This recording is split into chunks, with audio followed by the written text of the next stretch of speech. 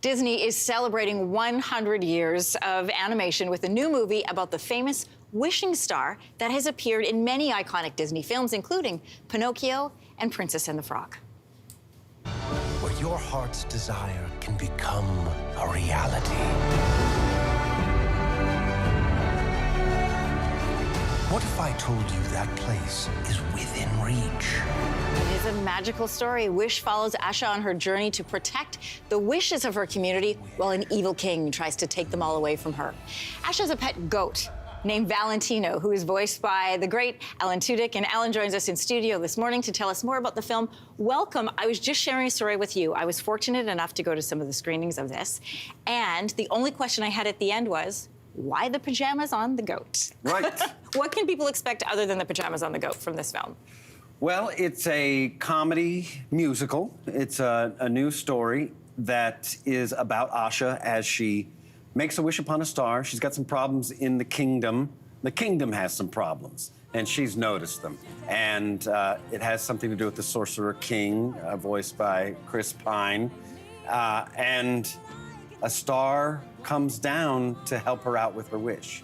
And in the process, this star gives her pet goat, Valentino, a voice. Speaking of the voice of Valentino, your character might surprise people a little bit because he's got the Disney eyes. He's got the big doe eyes, and he's cute, and look how sweet he is. But hang on, here's what he actually sounds like. It didn't work. When does the magic happen? Oh, something's happened. I'm talking. I am talking. Ha! Who knew my voice would be this low? It got a big laugh at the screen. How did you come up with the voice of this character, and did you have to convince them that it needed to be what you created? No, I didn't. Bless them. I mean, it really speaks to the trust. And I've worked with Chris Buck before, one of the directors, on this. We did, I think, Frozen 1 together.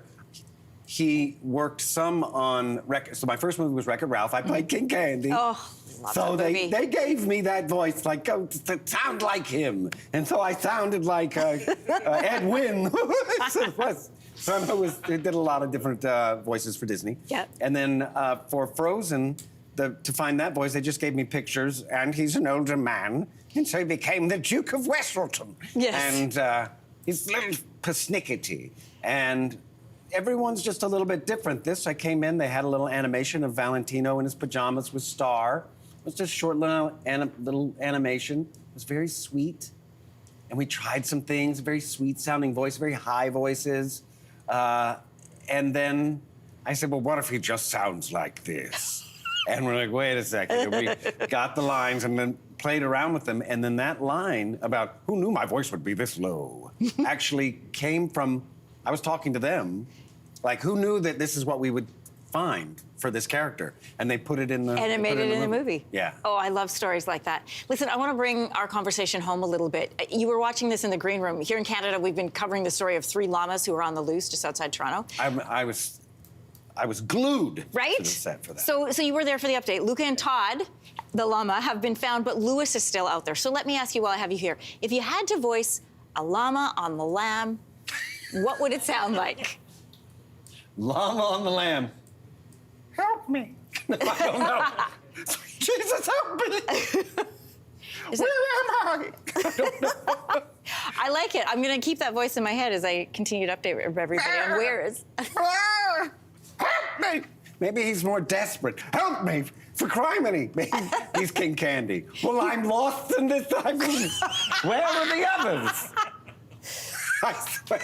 I went left, right, I keep the same circle. It's terrible. I'm gonna lay down. I wish I was the camel. At least they'd have something to drink. It's because they have the humps in the back. Never mind. Oh, that was so great. Thank you. Oh, yeah. Great. Aside from Louis the Llama, you have also voiced some iconic roles. There's Sonny the Robot in I, Robot. Oh, yes. K2SO in Rogue One. Yeah. The Parrot in the live-action remake of Aladdin. Hey, the Chicken in Moana. Yes. You've also been on screen with roles in 42, Transformers, A Knight's Tale. Right. What is more fun, do you think? On screen or off screen? Where do you have more fun? They're different. They're very different. On screen is very difficult. It's very time consuming.